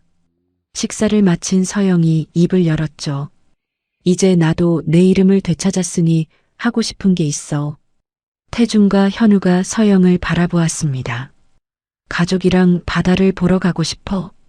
옛날에 일했던 대학병원도 다시 가보고 싶고, 요양원에서 같이 있었던 분들한테도 뭔가 해주고 싶어. 태준이 고개를 끄덕였죠. 현우도 연신 고개를 끄덕이며 어머니의 말에 귀를 기울였습니다. 거실에 태준과 현우 둘만 남았습니다. 아버지도 좀 쉬세요. 그룹은 제가 당분간 맡겠습니다. 태준이 아들의 어깨를 한번 두드리며 고개를 끄덕였죠. 현우가 별장을 나서며 전화기를 꺼내 들었습니다. 정아은 변호사님, 어머니 신분 복원 후속 서류건으로 내일 뵙겠습니다. 다음 날 아침 서영이 아파트 베란다에서 화분에 물을 주고 있었습니다. 10년간 횡성 요양원 3층 끝 병실 창밖에 산만 보던 서영이 서울의 하늘과 빌딩 숲과 오가는 사람들. 서영이 서울 아파트에서 일상을 되찾아가던 어느 아침이었습니다. 주 2회 대학병원 외래를 다니고 서진과 함께 산책하고 장을 보는 것이 자리를 잡아가던 때였죠. 서영이 거실에서 베란다 화분에 물을 주려고 일어서다가 몸이 한쪽으로 기울었습니다. 서진이 부엌에서 과일을 깎다 말고 고개를 돌렸을 때 서영은 이미 바닥에 쓰러져 있었죠. 서영아. 서진이 과일 칼을 내던지고 달려가 서영의 머리를 받쳐 안았습니다. 서영의 눈이 감겨 있었고 얼굴에 핏기가 없었죠. 서진이 떨리는 손으로 전화기를 눌렀습니다. 구급차 안에서 서진이 태준에게 전화를 걸었습니다. 서영이가 쓰러졌어요. 갑자기 의식을 잃었어요. 지금 서울대병원 응급실로 가고 있어요. 전화를 끊자마자 현우에게도 연달아 전화했죠. 현우야, 어머니가 쓰러지셨어. 빨리 병원으로 와. 응급실에서 긴급 촬영이 진행되었습니다. 담당 신경외과 장민석 교수가 영상 판독 결과를 들고 나왔죠. 10년 전 교통사고 때 머리를 심하게 다치셨잖아요. 그때 뇌 왼쪽에 피가 고인 게 있었는데 이게 10년 동안 조금씩 커져왔어요. 그게 뇌를 눌러서 의식을 잃으신 겁니다. 장민석 교수의 표정이 어두워졌습니다. 지체 없이 수술해야 합니다. 교수가 말을 이었죠. 문제는 10년 동안 뇌 검사를 한 번도 받지 못하셨다는 겁니다. 요양원에서 정기적으로 검사만 받으셨어도 훨씬 전에 훨씬 안전하게 치료할 수 있었어요. 태준의 주먹이 떨렸습니다. 서진이 장민석 교수를 향해 목소리를 높였죠. 그 사람들이 10년 동안 병원 하나 제대로 안 데려간 거예요. 병원으로 달려온 태준과 현우가 장민석 교수로부터 수술에 대한 설명을 들었습니다. 수술 자체는 성공 가능성이 높습니다. 다만 피가 고인 위치가 기억과 말을 담당하는 부분 바로 옆이에요. 수술하다가 이 부분이 다치면 되찾은 기억을 다시 잃을 수도 있고 최악의 경우 말을 못하게 되거나 의식이 돌아오지 않을 수도 있습니다. 태준이 입술을 깨물었습니다. 겨우 되찾았는데 말끝이 흐려졌죠. 현우가 복도 벽에 등을 기대고 두 손으로 얼굴을 감쌌습니다. 수술 동의서에 서명하는 과정은 간단했습니다. 법원이 서영의 사망 신고 무효를 인정한 덕분에 태준과 서영의 혼인은 유효한 상태였으니까요. 태준이 펜을 들며 말했습니다. 법은 정리됐다. 지금은 수술에만 집중하자. 수술 대기 중 서영이 잠깐 의식을 되찾았습니다. 응급실 침상에서 눈을 뜬 서영이 곁에 있던 태준의 손을 약하게 잡았죠. 내가 또 잊어버리면 다시 찾아와 줄 거지? 태준이 서영의 손을 두 손으로 감싸 쥐었습니다. 약속할게. 몇 번이든 찾아갈 거야. 서영의 눈이 다시 감겼죠. 그것이 수술 전 두 사람이 나눈 마지막 말이었습니다. 수술실 밖 대기실에서 6시간이 흘렀습니다. 태준은 한마디도 하지 못한 채 복도를 서성였죠. 현우가 서진에게 어머니의 요양원 시절 이야기를 물었습니다. 이모님, 어머니가 거기서 어떻게 지내셨어요? 서진이 커피잔을 두 손으로 감싸주며 대답했죠. 기억이 없는데도 매일 창밖을 봤어. 누군가를 기다리는 것 같았어. 가끔 혼잣말로 아이가 오겠지라고 했어. 현우가 고개를 숙였습니다. 수술 4시간째 수술실에서 간호사가 나왔습니다. 수술 도중 뇌 압력이 갑자기 올라가서 잠시 수술을 멈췄습니다. 지금은 안정돼서 다시 진행 중이에요. 태준이 대기실 의자에 주저앉았죠. 아버지, 어머니는 10년을 버틴 분이에요. 현우가 말했지만 현우 자신의 목소리도 떨리고 있었습니다. 서진은 말없이 두 손을 모으고 있었죠. 6시간 만에 장민석 교수가 대기실로 나왔습니다. 고인 피는 성공적으로 제거했습니다. 다만 수술 중 뇌 압력이 올라간 시점에서 옆 조직에 미세한 부기가 생겼습니다. 의식이 돌아오려면 최소 이틀은 중환자실에서 지켜봐야 하고 기억과 말하는 기능이 괜찮은지는 환자가 깨어나 봐야 알 수 있습니다. 중환자실에서 서영이 의식을 회복하지 못한 채 이틀이 지났습니다. 태준은 병원을 떠나지 않았죠. 면회 시간마다 서영의 손을 잡고 앉아 있었습니다. 현우는 아버지를 대신해 그룹 업무를 처리하면서도 매일 병원에 들렀고 서진은 서영이 좋아하던 음악을 녹음한 작은 재생기를 간호사에게 전달했죠. 신혜원 교수도 방문하여 바깥 소리가 의식 회복에 도움이 될 수 있다는 의견을 더했습니다. 수술 후 사흘째 되는 새벽 중환자실 간호사가 태준에게 급히 연락했습니다. 눈꺼풀이 움직이고 손가락에 미세한 반응이 있습니다. 태준이 중환자실로 달려갔죠. 서영이 눈을 천천히 뜨고 있었습니다. 흐릿한 눈동자가 천장을 헤매다가 태준의 얼굴에서 멈추었죠. 서영아, 나야. 서영의 입술이 미세하게 움직였지만 소리는 나오지 않았습니다. 의식 회복 이후 하루가 지나도 서영은 눈을 뜨지만 말을 하지 못하는 상태가 이어졌습니다. 의료진은 수술 후 일시적으로 말을 못하는 것일 수 있지만 영구적 손상도 배제할 수 없다고 설명했죠. 태준이 서영의 손을 잡고 반복했습니다. 천천히 해. 서두르지 마. 현우가 병실 밖에서 서진에게 물었죠. 이모님, 어머니가 기억까지 잃으신 건 아니겠죠? 서진도 답하지 못한 채 고개를 흔들었습니다. 다음 날 오후 현우가 면회를 왔습니다. 어머니 앞에 선 현우를 서영이 바라보았죠. 서영이 간신히 입을 열었습니다. 병실 안이 정지한 듯 고요해졌습니다. 엄마, 나 알아봐요? 서영이 천천히 고개를 끄덕였죠. 이어서 힘겹게 한마디를 더 내뱉었습니다. 배고프다. 현우의 얼굴에 웃음과 울음이 한꺼번에 번졌습니다. 뭐 먹고 싶어요? 된장, 찌개. 기억이 수술을 견뎌낸 것이었죠. 장민석 교수가 서영의 회복 속도에 긍정적 평가를 내리면서도 태준을 복도로 따로 불러냈습니다.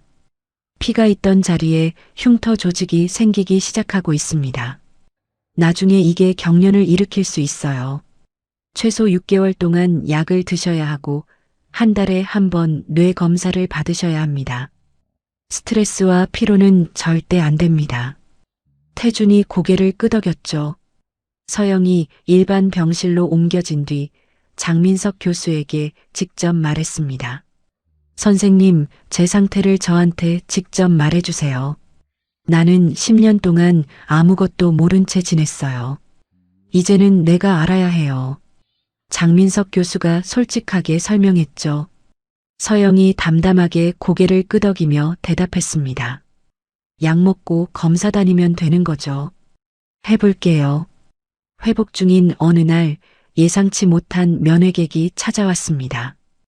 요양원 시절 담당 간호사 김유라가 서울까지 올라온 것이었죠. 김유라가 꽃다발과 함께 큰 보따리 하나를 내려놓았습니다. 이서연 씨, 아니, 윤서영 씨가 10년 동안 만든 것들이에요. 버리지 못하고 모아뒀어요. 보따리 안에는 목도리와 모자가 수십 점 들어 있었습니다. 서영이 하나씩 꺼내 만져보며 중얼거렸죠. 내가 이 시간 동안 이걸 했었구나. 서영이 김유라의 손을 잡았습니다. 김유라가 서영의 손을 꼭 쥐며 눈시울을 적셨죠. 빼앗긴 10년이었지만 그 안에도 사람과 사람 사이의 온기가 있었습니다. 서영이 퇴원을 앞둔 날 병실에 태준, 현우, 서진이 모였습니다. 나 때문에 다들 고생이 많지. 서영이 세 사람을 둘러보며 말했죠. 10년을 빼앗긴 사람한테 고생이라는 말은 우리가 해야 할 말이다. 태준이 서영의 눈을 바라보며 대답했습니다. 서진이 서영의 이불을 여미며 말했죠. 빨리 나와서 같이 속초 가자. 현우가 비닐봉지를 들어 올려 테이블 위에 보온 도시락을 내려놓았습니다. 뚜껑을 열자 된장찌개 냄새가 병실 안에 퍼졌죠. 퇴원 당일이었습니다. 서영이 병원 현관을 나섰죠. 태준이 한쪽에서 현우가 다른 한쪽에서 서영의 팔을 잡고 걸었습니다. 서진이 짐을 들고 뒤따랐죠. 병원 앞 벚나무 아래를 지나던 서영이 걸음을 멈추었습니다. 하늘을 올려다보며 깊은 숨을 들이쉬었죠. 바깥 공기가 이렇게 좋았나? 차를 타고 아파트로 돌아가는 길이었습니다. 현우가 운전석에서 말했죠. 어머니, 내일부터 매일 올게요. 서영이 뒷좌석에서 웃으며 대답했습니다. 매일은 안 와도 돼. 회사 일 해야지. 태준이 서영 옆에서 입을 열었죠. 그래도 올 거다. 우리 셋 다. 서진이 조수석에서 거들었습니다. 나까지 넷이다. 차 안에 작은 웃음이 퍼졌습니다. 서영이 퇴원한 뒤 2달이 흘렀습니다. 서진과 함께 서울 아파트에서 생활하며 주 2회 대학병원 외래를 다니고 약을 챙겨 먹으며 가벼운 산책과 재활운동을 병행했죠. 장민석 교수가 2달째 검사 결과를 보며 말했습니다. 흉터 조직 크기가 안정적이고 경련 징후도 없습니다. 경과가 아주 좋아요. 서영이 진료실을 나서며 서진에게 웃어 보였죠. 선생님이 잘하고 있대. 같은 시기 서울중앙지방법원에서 태식의 재판이 본격적으로 진행되었습니다. 검찰이 징역 15년을 구형했죠. 최진수 변호사, 부검을 맡았던 법의관 송재학, 영월경찰서 전직 수사과장이 차례로 증인석에 올라 태식의 지시체계를 구체적으로 증언했고 미라가 제출한 태식의 자필 메모가 핵심 증거로 채택되었습니다. 태식은 법정에서 일부 혐의를 인정하면서도 선을 그었죠. 서영 형수를 해치려 한 것이 아닙니다. 유 원장을 회수하려 했을 뿐이고 사고 자체는 고용한 운전기사 정만호가 과하게 한 것입니다. 검찰이 캄보디아 송금 기록을 토대로 국제공조를 통해 소환한 정만호가 증인석에 섰습니다. 태식 부회장이 서영 씨를 차로 제압하되 죽이지는 말라고 했습니다. 그런데 실행하는 과정에서 사고가 커졌고 서영 씨가 살아있는 것을 확인하고 태식 부회장에게 보고하자 신분을 바꿔서 요양원에 넣으라고 지시했습니다. 법정이 술렁였죠. 태식이 사고 이후에도 서영이 살아있다는 것을 알면서 10년간 감추어 왔다는 사실이 정만호의 입을 통해 드러난 것이었습니다. 제천시에서 실종되었던 김말순의 유족, 조카가 확인되어 유전자 비교에 동의했습니다. 시신은 이미 화장되어 직접 대조는 불가능했지만 당시 부검 기록에 남아있던 혈액형과 치아 촬영 사진을 김말순의 생전병원 기록과 대조한 결과 일치하는 항목이 다수 나왔죠. 시신이 김말순이었을 가능성이 높다는 감정 결과가 나오면서 이 부분은 별도 수사로 분리되었습니다. 태식의 마지막 진술이 이어졌죠. 태식이 법정에 선 채 입을 열었습니다. 평생 형의 그림자였습니다. 같은 아버지인데 서자라는 이유로 아무것도 아니었어요. 유 원장마저 형 쪽 손주한테 간다는 걸 알았을 때 나는 존재 자체를 부정당한 겁니다. 형수를 해치려 한 게 아니에요. 유 원장하고 형수의 증언만 막으면 된다고 생각했습니다. 방청석에서 태주는 어떤 표정도 짓지 않은 채 법정을 바라보았습니다. 현우는 고개를 숙이고 있었죠. 서영은 이 재판에 출석하지 않았지만 서진을 통해 내용을 전해 듣고 한참 동안 말이 없었습니다. 재판부가 선고를 내렸죠. 10년에 걸친 계획적 범행, 피해자에 대한 10년간의 지속적 인권 침해와 의료 방치, 수사기관에 대한 조직적 증거 인멸을 가중 사유로 인정하여 징역 12년이었습니다. 태식은 선고 순간 눈을 감은 채 미동도 하지 않았죠. 태주는 법정을 나서며 기자들의 질문에 일절 응하지 않았습니다.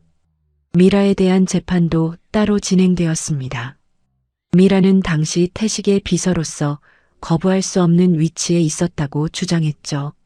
하지만 재판부는 미라가 사건 이후 태식의 제안에 따라 태준에게 접근하여 재혼함으로써 범행의 직접적 이익을 얻었다는 점, 10년간 서영의 존재를 알면서 남편에게 숨겼다는 점, 서영의 기억이 돌아오는 조짐이 보이자 이송을 계획한 점을 종합하여 적극적 공범으로 판단했습니다. 징역 8년이 선고되었죠. 나도 이용당한 거예요. 미라가 법정에서 외쳤지만 아무도 반응하지 않았습니다. 태준과 미라의 혼인은 서영의 사망신고 무효 결정에 따라 중혼에 해당되었고 권도현 변호사가 제기한 소송에서 법원은 미라와의 결혼을 처음부터 없던 것으로 판결했죠. 미라 명의로 넘어갔던 재산과 보험금 일부의 환수 절차도 함께 진행되었습니다.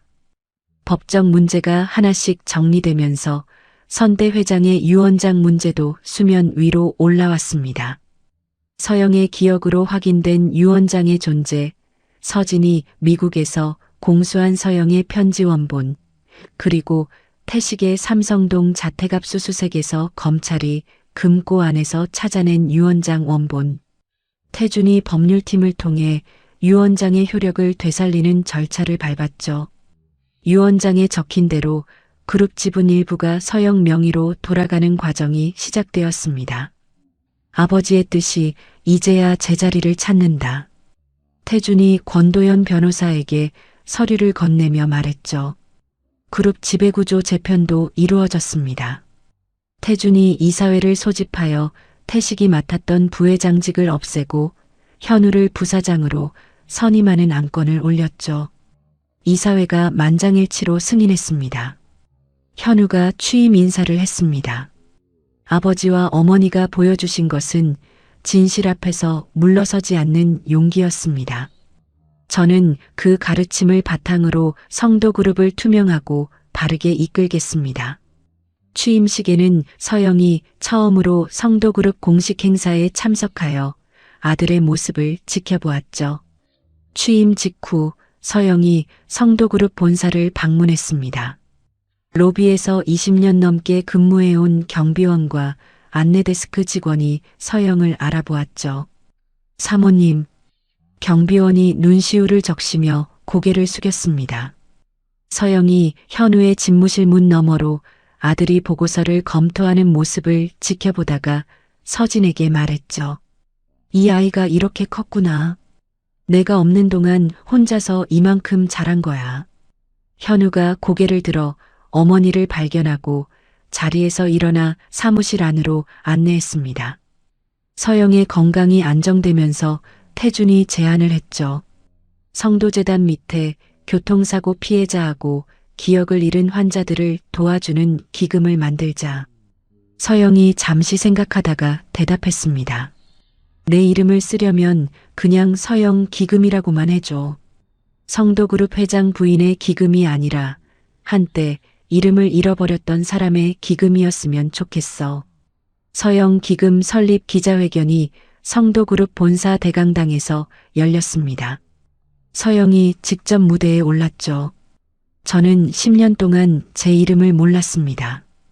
이 기금을 통해 저처럼 이름을 잃어버린 분들이 다시 자기 자신을 찾을 수 있도록 돕겠습니다. 기금 설립 이후 서영은 간호사 출신의 경험을 살려 재단 봉사에 직접 나섰습니다. 첫 방문지로 횡성 청솔 요양원을 선택했죠. 원장 박순덕이 서영 앞에서 무릎을 꿇었습니다. 죄송합니다. 더 일찍 누군가에게 알렸어야 했는데 무서워서 아무것도 못했습니다. 서영이 원장의 손을 잡아 일으켰죠. 당신도 무서웠을 거야. 당신이 나를 돌봐준 것은 사실이야. 괜찮아.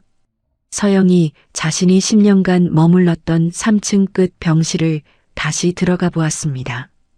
방은 새 환자가 사용하고 있었지만 간호사 김유라의 안내로 잠시 창가에 서서 바깥 풍경을 내다보았죠.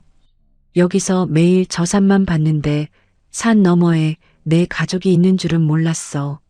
서진이 서영의 옆에서 말없이 서 있었습니다. 사건이 모두 정리된 후 태준이 태식이 수감된 교도소를 찾았습니다. 접견실 유리 너머로 수감복을 입은 태식이 앉아 있었죠. 태식이 형과 눈을 마주치지 못한 채 먼저 입을 열었습니다. 형수님은 괜찮으시냐? 서영이는 살아있고 잘 지내고 있고 네가 빼앗은 10년을 되찾아가고 있다. 태준이 잠시 침묵하다가 말을 이었죠. 넌 내 동생이다. 그건 변하지 않는다. 하지만 네가 한 일은 용서할 수 없다. 태식이 고개를 떨군 채 대답했습니다. 알고 있다. 태준이 접견실을 나서자 복도 끝에서 현우가 기다리고 있었죠. 왜 왔냐? 아버지 혼자 보내기 싫었습니다. 두 부자가 나란히 교도소를 빠져나왔습니다. 주차장에서 서영과 서진이 차 옆에 서서 기다리고 있었죠. 서영은 태준이 태식을 면회 간다는 것을 듣고 스스로 따라온 것이었습니다. 갔다 왔어? 서영이 물었죠.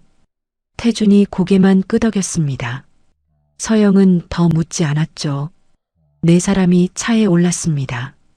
현우가 운전석에서 말했죠. 오늘 저녁은 제가 살게요. 태준이 대답했습니다. 언제부터 네가 밥을 사더냐? 서영이 작게 웃었죠. 서진이 조수석에서 거들었습니다.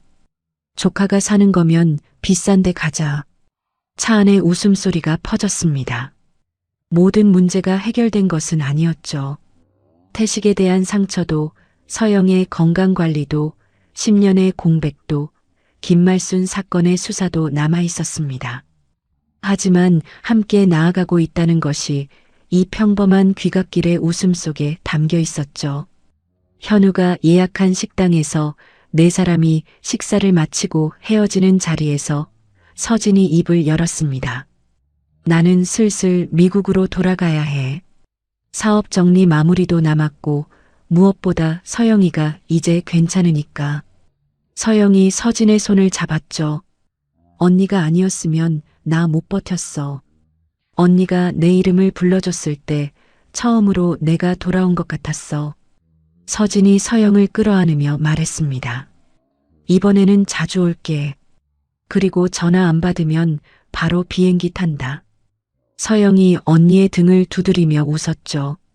사건 이후 1년이 흐른 봄이었습니다.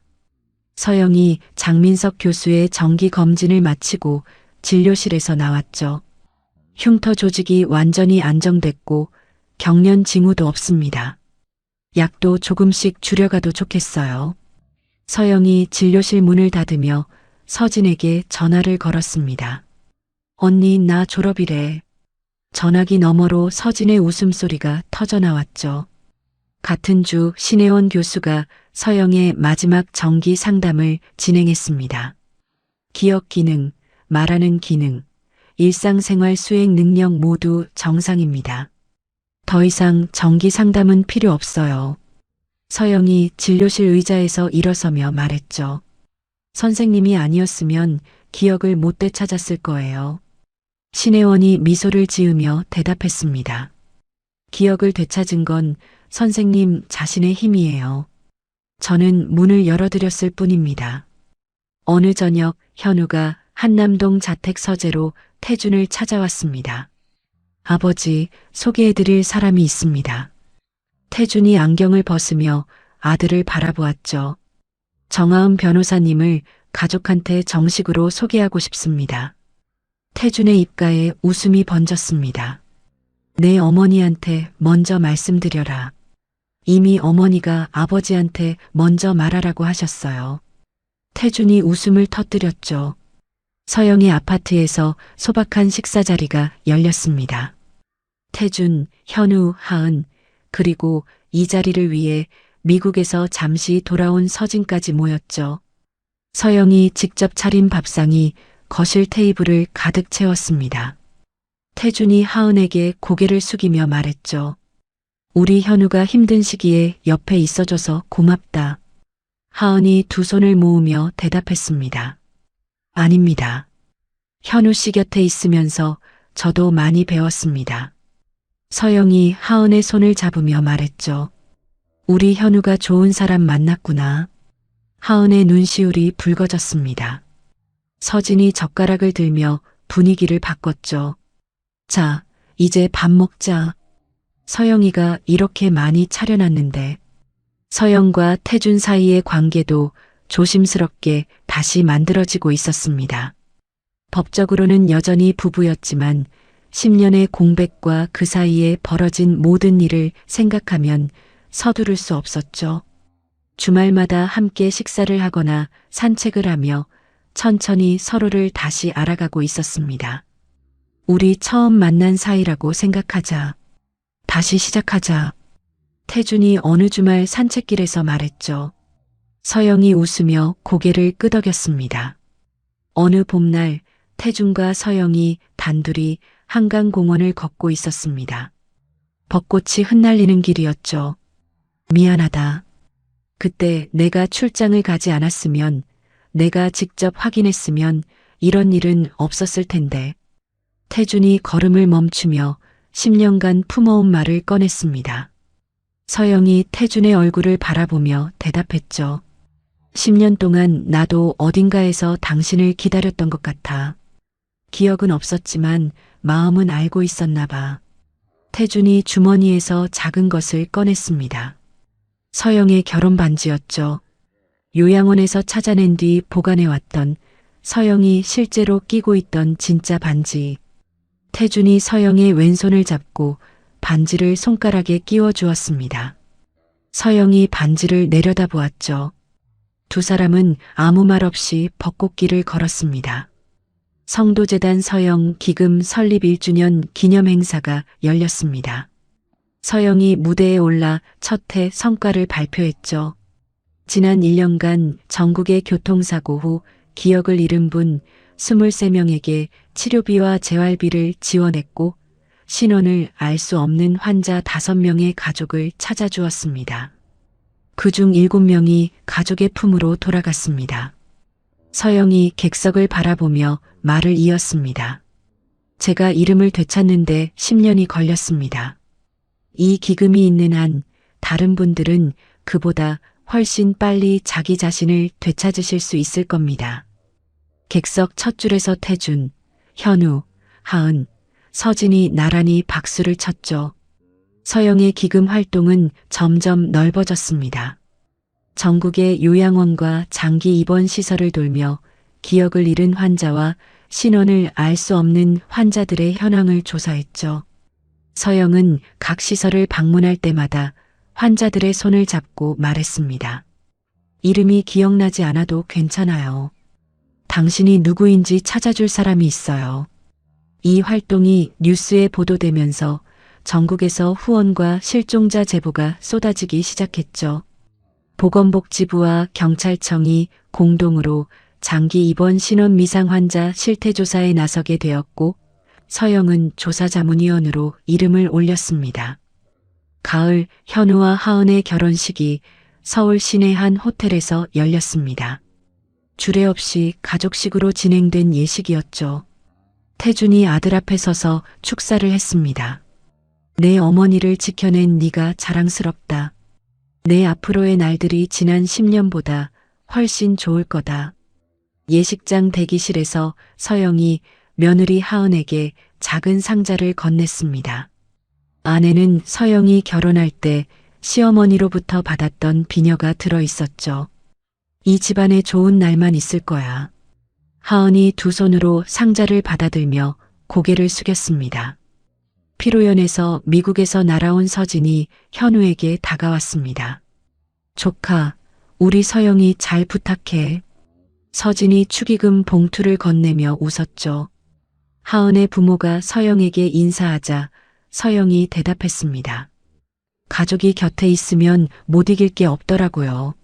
하객석에서 성도그룹 임직원, 재단 관계자, 그리고 횡성에서 올라온 간호사 김유라까지 자리를 함께했죠.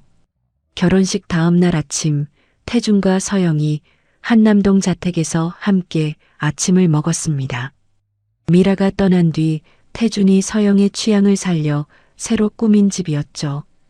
이 집에서 아침을 먹는 게 처음인 것 같으면서도 어딘가 익숙해. 부엌 창문으로 들어오는 햇살이 옛날 우리 집이랑 비슷해. 서영이 밥을 뜨며 말했습니다.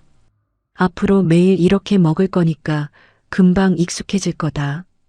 태준이 국그릇을 서영 앞에 놓으며 대답했죠. 그해 겨울 서영이 기금 활동 중 방문한 지방의 한 요양원에서 자신과 비슷한 처지의 환자를 만났습니다. 5년 전 교통사고 후 기억을 잃고 신원을 알 수 없는 채로 입원해 있던 40대 여성이었죠. 기금의 지원으로 그 여성의 가족을 찾아주었고 재회하는 순간을 서영이 직접 지켜보았습니다. 서영은 자신의 10년 전 모습을 떠올리며 그 자리에 한참을 서 있었죠. 이듬해 봄 어느 주말 오후였습니다. 서영이 재단 봉사활동을 마치고 돌아오는 길에 고속도로 표지판에서 횡성 방향을 보았죠. 한번 가보자. 서영이 현우에게 말했고 뒤따라온 태준까지 셋이서 횡성 청솔 요양원을 찾았습니다. 3층 끝 서영이 10년간 머물렀던 병실은 다른 환자가 사용하고 있었습니다. 간호사 김유라의 안내로 잠시 창가에 선 서영의 얼굴에는 슬픔도 분노도 아닌 담담함이 있었죠. 여기서 매일 뭘 기다렸는지 이제는 알 것 같아. 내 사람들을 기다렸던 거야. 현우가 어머니의 손을 잡으며 말했습니다. 이제 기다릴 필요 없잖아요. 우리 다 여기 있으니까. 요양원을 나서는 세 사람이 주차장으로 향했습니다. 정원을 지나던 서영이 걸음을 늦추었죠. 정원 한쪽 흙바닥에 돌로 새긴 강자가 흐릿하게 남아 있었습니다. 서영이 그 글자를 잠시 내려다보다가 미소를 짓고 다시 걸었죠. 주차장에서 태준이 차 문을 열고 기다리고 있었습니다. 서영이 현우와 나란히 걸어왔죠. 태준이 두 사람을 향해 손을 흔들었습니다. 오늘 저녁은 어디서 먹을까요? 현우가 물었죠. 속초 가자. 회 먹고 싶어. 서영이 대답했습니다. 지금 속초까지 가면 밤이다. 태준이 웃으며 말했죠. 그럼 가면서 먹을 거 사가요. 현우가 거들며 시동을 걸었습니다. 세 사람이 요양원을 빠져나가 횡성의 산길을 지나 고속도로에 올라탔습니다. 차 안에서 서영이 창밖의 봄 풍경을 바라보며 작게 콧노래를 흥얼거리기 시작했죠. 현우가 어린 시절 잠들기 전에 서영이 불러주던 노래였습니다. 현우가 백미러를 통해 뒷좌석의 어머니를 보며 미소 지었죠. 태준이 운전대를 잡은 채 나직이 따라 불렀습니다. 서영이 노래를 멈추고 현우에게 물었죠. 이 노래를 네가 먼저 불러줬다면서? 네. 그때 어머니는 못 알아들으셨어요. 현우가 대답했습니다. 서영이 웃으며 말했죠. 이제는 알아듣지. 서영이 다시 노래를 이어갔습니다. 같은 길, 같은 하늘 아래 10년 전에는 함께할 수 없었던 귀갓길을 이제는 함께 가고 있었습니다. 10년이라는 시간은 누군가에게는 한순간이고 누군가에게는 평생과도 같은 세월입니다. 서영은 그 긴 시간 동안 자기 이름조차 모른 채 살았습니다. 기억은 없었지만 손끝은 남편에게 만들어주던 목도리 무늬를 기억하고 있었고 무의식 속에서 자기 성을 돌바닥에 새기고 있었습니다. 사람의 마음이란 게 그런 것 같습니다. 머리가 잊어도 가슴은 끝까지 기억하고 있는 거죠. 믿었던 동생의 배신, 10년간의 거짓, 되찾은 기억과 함께 찾아온 또 한 번의 위기까지. 이 가족은 무너질 수 있는 순간마다 서로의 손을 놓지 않았습니다. 태주는 증거가 모일 때까지 이를 악물었고 현우는 아버지의 전략적 동반자이자 어머니의 보호자가 되었고 서진은 동생의 이름을 불러 기억의 문을 열어주었습니다. 그리고 서영은 피해자로 머무르지 않았습니다. 자기와 같은 처지의 사람들을 위해 직접 나서서 잃어버린 이름을 찾아주는 사람이 되었죠. 같은 길, 같은 하늘 아래 10년 전에는 함께할 수 없었던 귀갓길을 이제는 함께 가고 있습니다. 그것만으로도 충분히 의미 있는 결말이 아닐까 싶습니다. 이야기를 끝까지 들어주신 분이 계시다면 잘 들었다고 댓글 하나만 남겨주세요. 감사합니다.